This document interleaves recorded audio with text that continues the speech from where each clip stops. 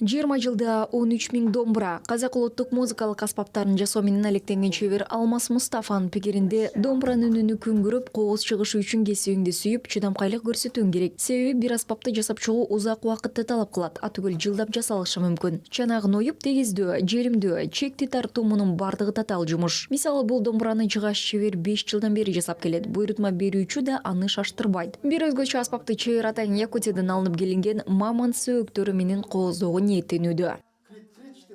Бул колуңуздагы сөөк 40 000 жыл мурун жаралган. Мурда эч ким жасабаган. Мамонттан эч ким мындай нерсе жасаган эмес.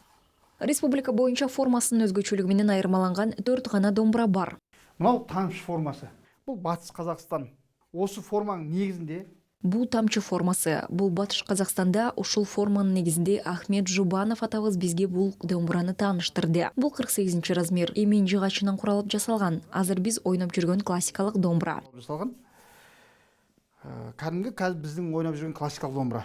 Чебердин шаймандарынын жыйнагында көздөн жоосын алгандар аз эмес. Мисалы, бул домбура Алмастын колунан чыккан 100-чү аспап. Ал аны 20 жыл мурун жасаган. Музыкалык аспапта оймой чемелер бар. Ал тала менен үндөшүп ырдайт, дейт кол өнөр чебери. Чеберчиликтин сыры ар бир аспапты жасоодо жыгачты жүрөк менен сезүү. Жыгач кээде сүйлөбөйт, кээде дароо үн чыгарат. Чебер мындай тактайларды жылдар бою сактайт. Айта кетели, келечекте Алмаз Мустафа улуттук аспаптар музейин ачууга ниеттенүүдө.